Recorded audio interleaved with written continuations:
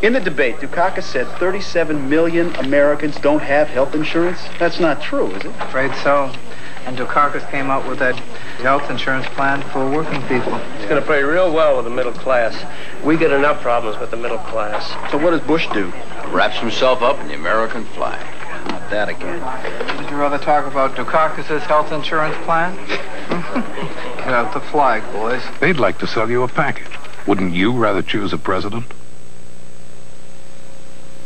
Well, I think we need another TV commercial on this furlough thing. No way. They're beginning to write about Dukakis' real crime record. Look, nobody reads anymore. Let's hope not. Look, first of all, Dukakis changed that furlough program. Now look at this. More cops on the street. More drug offenders behind bars. Crime down 13% in Massachusetts. Just what I mean. How long do you expect to get away with this furlough thing? How many more weeks till the election, Bernie? They'd like to sell you a package. Wouldn't you rather choose a president? We got a disaster on our hands. After all that rehearsal, I thought we had Quail totally programmed. Not totally.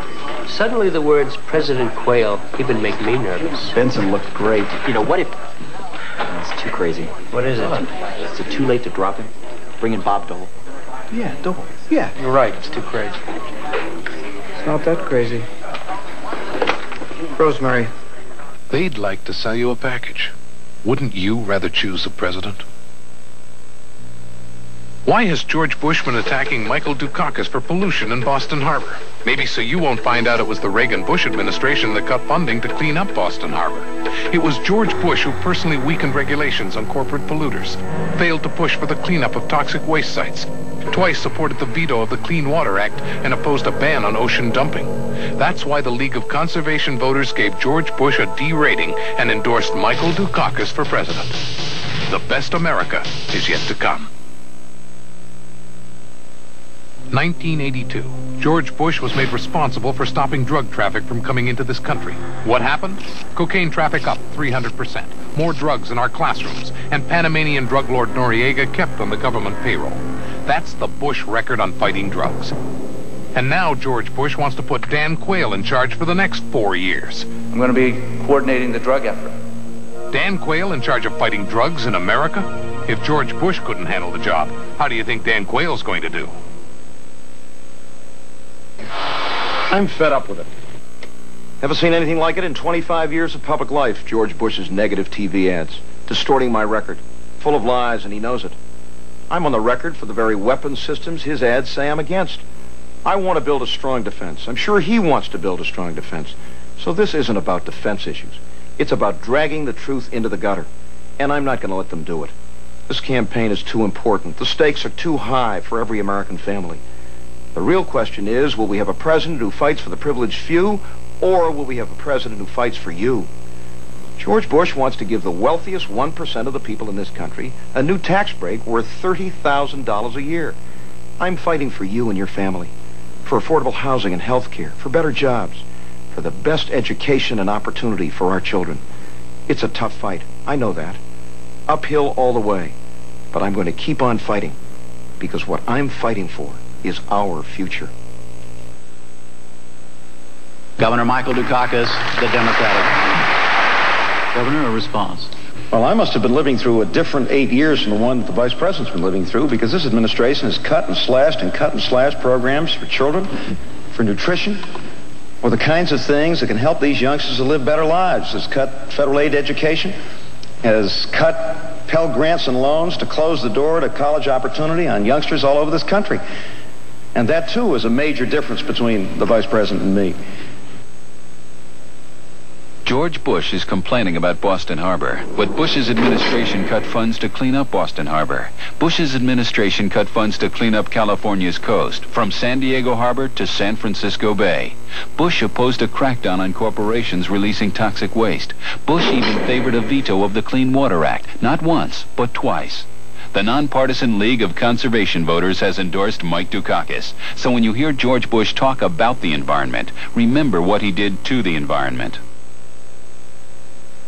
George Bush is complaining about Boston Harbor, but Bush's administration cut funds to clean up Boston Harbor. Bush's administration cut funds to clean up our coast, from San Francisco to Southern California. Again and again, beaches have been closed. Bush opposed a crackdown on corporations releasing toxic waste. Bush favored a veto of the Clean Water Act, not once, but twice. The Nonpartisan League of Conservation Voters has endorsed Mike Dukakis. So when you hear George Bush talk about the environment, remember what he did to the environment.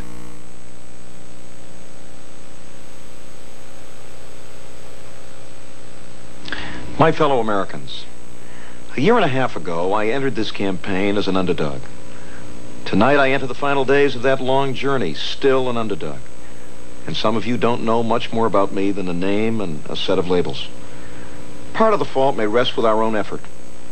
But I think it is also fair to say that the other side has pursued a campaign of distortion and distraction, of fear and of smear. Are you satisfied with what you are hearing this year? Do you think this is the way to pick the President of the United States and the leader of the free world? Presidential campaigns should inform, not misinform. In their TV ads, the Republicans have criticized the pollution of Boston Harbor. We're already cleaning up Boston Harbor. But what they don't tell you is that it was their administration that cut off funds to clean it up, and that Mr. Bush supported the veto of the Clean Water Act, not once, but twice. In their TV ads, the Republicans accuse me of being soft on criminals. That's a lie. My family has been touched by violence. At the age of 77, my father was gagged and beaten and robbed. My brother was killed by a hit-and-run driver. The pain that my family felt was indescribable, and it's not easy for me to talk about it. But I've led the fight against crime and drugs in my own state, and I intend to do so as president, so that other families will not have to live through that kind of pain. It isn't easy for the truth to catch up with the lies and to clear up the fog of deception that has been spread across the campaign. But I'm determined to fight this fight. Because the question before us is the strength and the character of our country. I'm not content to see America stand still. Because all around us, the world is moving. And the years ahead will decide whether we as a people move ahead or fall behind. I see an America that once again exports its products and not its jobs. Mr. Bush has said our trade relationship with Japan is superb, and it is, for Japan. It's time for a president who will stand up and fight for American jobs and American workers. I see an America that is the master of its own house, not a country selling off its land and its assets piece by piece to foreign interests. Mr. Bush does not object to the wave of merger and of speculation that has put our companies and our country itself on the auction block. I see an America that is first in education, not one where our students rank 15th among industrial nations in science and math. And I see an America that truly does live up to the pledge of liberty and of justice for all. I believe this country has a conscience. I believe it's a national disgrace that 37 million Americans, most of them in working families, have no health insurance. That when they hear a sick child cry in the night, they have to worry as much about the size of the bill as they do about the seriousness of the disease. All this and more is at stake in 1988. Beneath the rhetoric and the irrelevancy, there are fundamental differences and a single central question. On the things that matter most to you, who do you trust to be on your side? We know where Mr. Bush stands. He wants to cut taxes by $30,000 a year for the wealthiest 1% of this nation. He's on their side. I want to see us teach our children and house our homeless and care for our elderly and ask once again what we can do for our country and not just ourselves. There has been a lot of talk in this campaign about how likable the candidates are. But I don't believe America is ready to settle for indifference and complacency with a shrug and a smile. I may not wear my heart on my sleeve, but I hope that tonight you have some sense of what is in my heart. And in the remaining days of this campaign, I intend to fight my heart out for the things that I believe in. Hear our case and join our cause. Stand with me in the belief that the best America is not behind us.